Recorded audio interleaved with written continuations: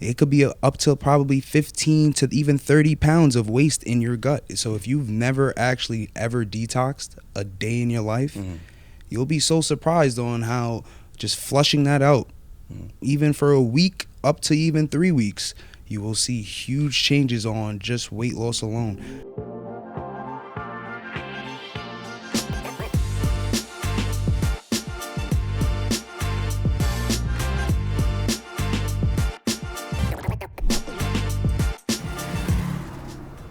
Welcome to another episode of WeDriveHealth podcast. I'm Dr. Nate, and today I'm joined with one of our collaborators, Andrew, who helps us with our herbalist and our holistic division of WeDriveHealth. Welcome, bro. Thank you. I appreciate it. Yeah, thank you for coming out. Very grateful. Thank you. So what we're going to do today is I'm going to review a couple of different things that we're noticing in the office.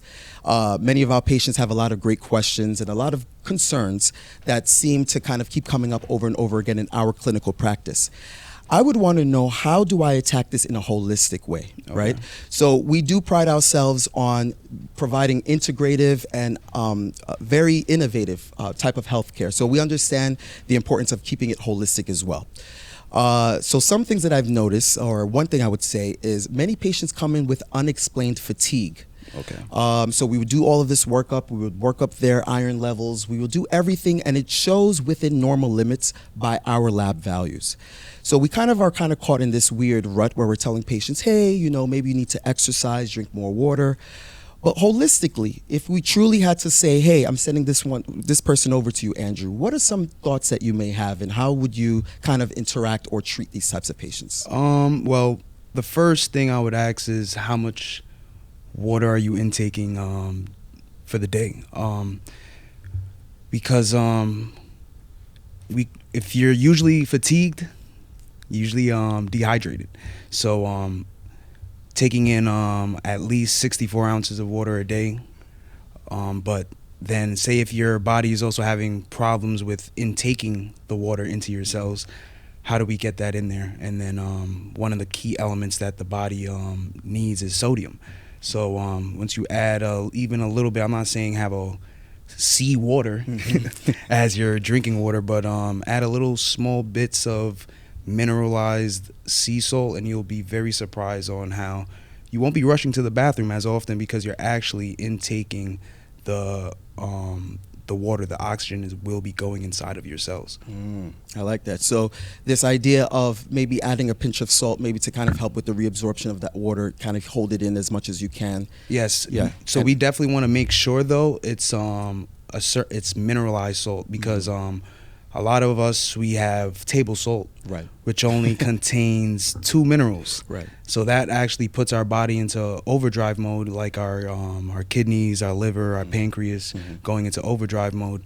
So, but for fatigue, I mean, and also in the sense for fatigue, because if your body needs certain minerals and vitamins, and you're not intaking it on a daily intake correctly, it's going to pull it from somewhere else, and then that's where your body's going to be feeling tired, and you won't be wanting to do what you have to do for the rest of the day. Right. Now, you said some very important things, and we did have a discussion on another episode about the importance of vital minerals and everything, just to kind of, for vitality, for stability of your body. What about patients who say, I don't do well with keeping water in terms of, I don't like to drink water, I'm not a fan of water. Do you have any other tricks or tips holistically that you kind of can guide them through?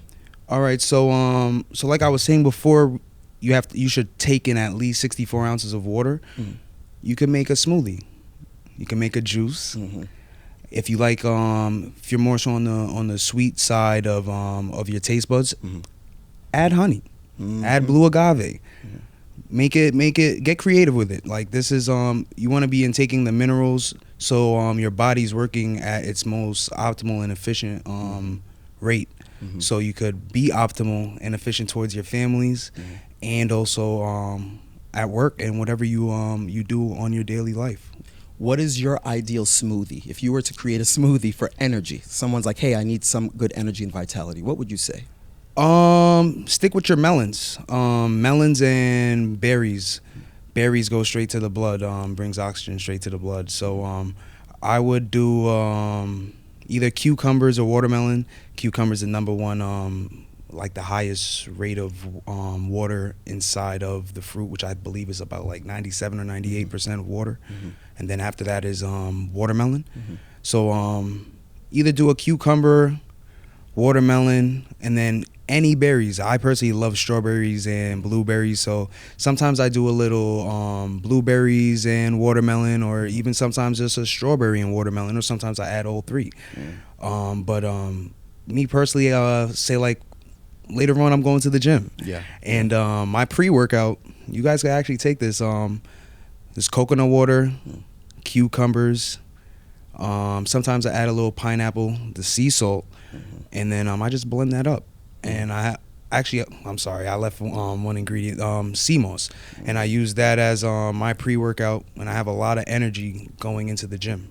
So that's like a nice little ideally thing that you could definitely we're taking take. notes, bro. Yeah, we're taking notes. I really appreciate you sharing that. It's so funny because you reaffirmed a previous episode that we had about the role of cucumbers and watermelon in retaining and keeping the hydration. So I'm glad I'm not staring down the people the wrong direction. Definitely so not. we're doing good things. I just want to touch on something really quick that you just said, sea moss. Yes. Patients are Googling things. They're finding sea moss. There's different types of sea mosses. What is like a basic thing that everyone should understand about sea moss? Why is it important? And what should they know about sea moss? Well, with sea moss, a lot of people, I know a lot of people they hear or also see on social media, it's 92 out of the 102 minerals that you'll get daily. Yes, but me personally, I don't really take that for the mineral intake really. So even though yes, it's there, the biggest thing why I take sea moss is because of the abundance of iodine that's inside of sea moss. And then once we start really diving into what iodine as a mineral does, as in it breaks down cysts, cancer cells, and and it also helps out with damaged cells. So sea moss, one of the biggest things is really the heavy iodine intake in it, and it's also great for muscle recovery. So that's why I use it before for energy in the gym, and then after for that speedy muscle recovery. But I also want to make sure for your viewers, there's over 2,000 variations of sea moss. There's fake ones, which is not even a part of those 2,000 variations, but there's over 2,000. But a lot of what we usually see within our communities is the stringy type of sea moss, and that's Gracelaria. That's it's more so agar based. So and then the top tier, which we always hear from like well-known Dr. Sebi, Cronjus crispus, which is actually more so of a spongy how should I say this, like a spongy, It's like a texture of some sort, or like it's not stringing. Let's definitely say that it's more so like a floral type of algae. So with that it's carrageenan based, and that also helps speed up the healing process of the body. And this one thing, a lot of people don't know that your like 2% milk and your whole milk also contains sea moss extract. But what a lot of people also don't know is that while having that sea moss in there with bad chemicals, it's not going to be good for you. But they use that sea moss extract to combine all of the ingredients that's inside the milk. So it's like a binding element of some sort. They use it as a binding element. Interesting, yeah. So it's so funny because I was going to ask, is there anything that we naturally consume with sea moss in it? But you already answered that question, so that's really good.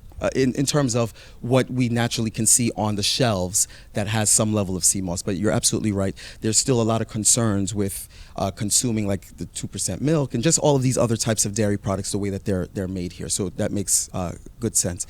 In terms of, and now we're going to switch gears a little bit because we're talking a lot of dietary stuff. So as you know, it's New Year, so everyone has this New Year, New Me mantra.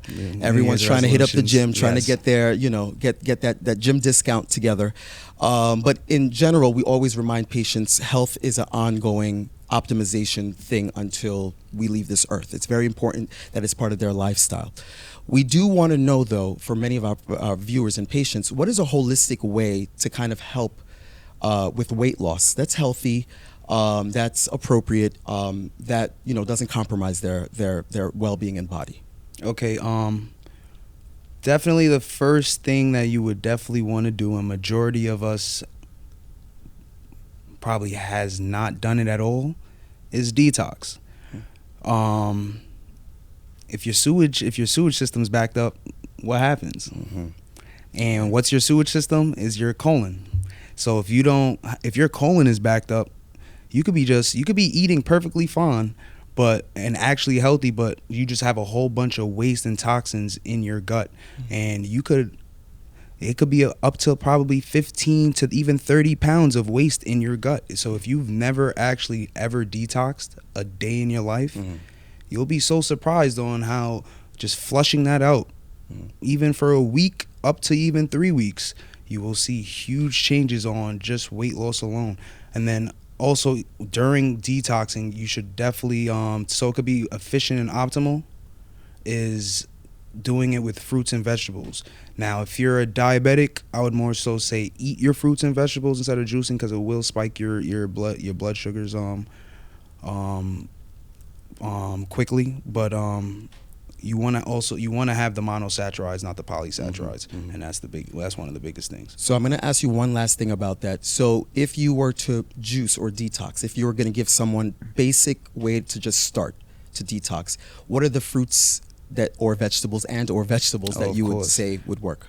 While detoxing, you want to definitely have water-based fruits, which is like the watermelon, the cucumbers, the mangoes, coconut, red-seeded grapes, peaches. Did I say berries? Yeah, berries. I know previously, but now berries, we're adding this as part of the berries. weight loss. Berries all across. Because like I said before, it goes straight to the blood, brings oxygen straight to the blood and the nutrients. But for the juicing, you can make, and you don't have to put all of those fruits in at the same time. You can make a fruit salad if you want to. Right. There's nothing wrong with that. But say if you're juicing, and then always add that little mineral sea salt. I'll definitely speak on, for example, one brand that I also use is called Baja Gold Mineral Sea Salt, and it contains 91 or 92 minerals inside of it, and there's 3 parts of magnesium in it: magnesium chloride, magnesium bromide, and magnesium sulfate. And that magnesium helps bring and regulate the blood levels within your body. So you have your 91, 92 trace minerals, mix it with those fruits, and it's a guarantee that those minerals is going to get into every single last one of your cells. Very nice. So it'll definitely help and speed up with your weight loss journey. Yeah. I'm going to ask you one last question about weight loss. Intermittent fasting. What's your take on that? I personally love intermittent fasting. I do it every single day. I wake up about 5 o'clock every morning, and then I don't eat until probably around like 12. Like even today, I haven't eaten yet. But okay. Both of our stomachs are growling through this mic right now. Definitely. But the benefits that you get from it is astronomical. So it's why not fast? Let your body also eat the bad bacteria, the bad cells, all the damaged and the toxins and the fat. So you can also get that energy. So intermittent fasting, I highly suggest and recommend intermittent fasting definitely for the your weight loss journey. And then you can literally add that to part of even like while you're detoxing. So like the first thing, well, it depends on if you're taking a tonic or even if you're taking capsules. It should be the first thing that you do in the morning, and then you could even do that intermittent fasting, and then the first thing that you're eating or juicing would be your fruits. But I didn't actually answer the vegetables. I don't want to make sure that they get the vegetables. So the vegetables, you want to more so be on a water based as well. So your greens, spinach, kale, bok choy, asparagus, any type of onions. Onions are very, very good for you. Onions, I'm trying to think. I was just While you even put that together, I was just thinking as well. No, I was just laughing in my head because bok choy is something that people don't usually use. Yeah, they usually so don't. often. Yeah, in their dietary arsenal. I just remembered one key one. Yeah. Alfalfa sprouts. Oh. So a lot of people don't know alfalfa sprouts. It cuts weight and it puts on muscle naturally. What? Yeah, so you could literally have that as a base in your salad if you wanted to, even while you're detoxing, and it will cut weight and put on muscle naturally. All right, so that's my plan. I am going to look into that myself. Yes. And if the viewers start to comment that they're starting to see my muscles rip through my my hoodie, then I know we did something right. So I'll be the guinea pig for that one. Okay. So that is all of the things that I had for dietary in terms of weight loss, and we talked about some fatigue. The last thing that viewers are always asking me about, especially in the office, is about hair loss. Okay. So we have a lot of patients. We think that this is a natural progression. You know, I put that in quotes because I don't think that's truly always the case. And we have variations of the different types of hair loss, the reasons for the different types of hair loss. If you were to get, or when you do get these types of clients per se, when they're asking, how do I get my hair stronger? What are some thoughts or ideas or concepts that you provide them with? All right, so one thing I've always seen, even through minor research and also speaking with other holistic doctors and also other herbalists, with hair loss, your hair correlates with your gut. So starting off with flushing out your colon once again, it will be a start of the first signs of to get your hair to start coming back. Right. And then certain things that you could use, like batana oil, rosemary essential oil, and I think it's called, it starts with an F. I think it's like fenugreek. It just really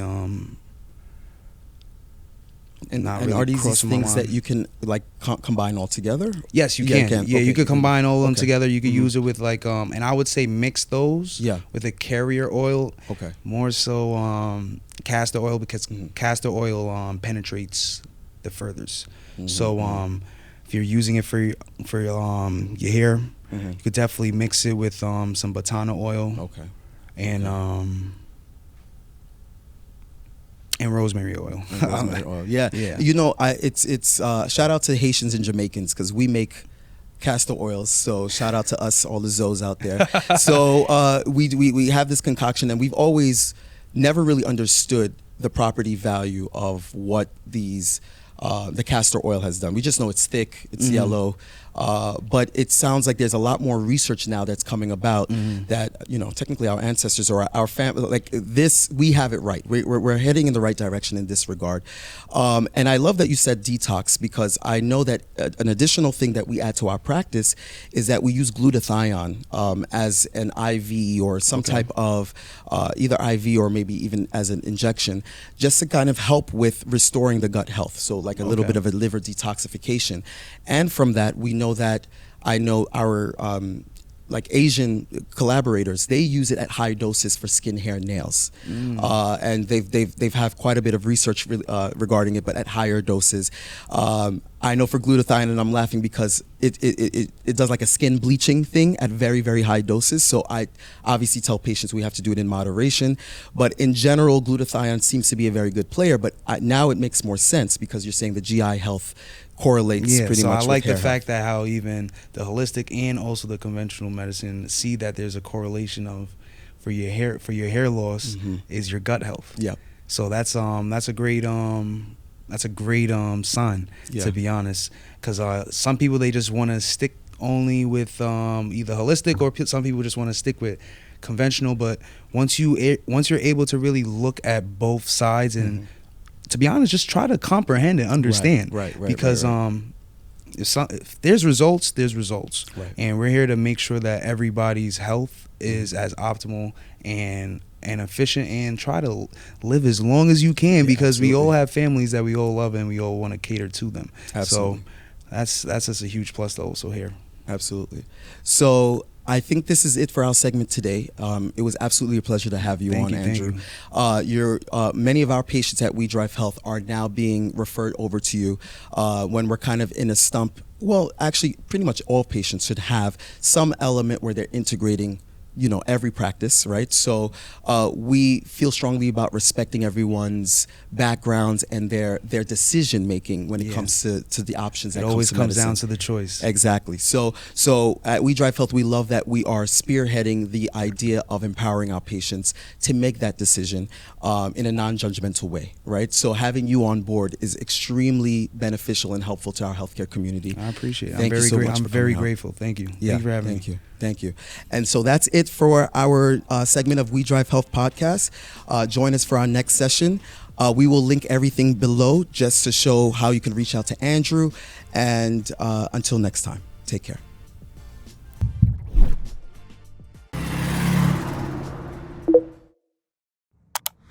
Scene 1, take 3.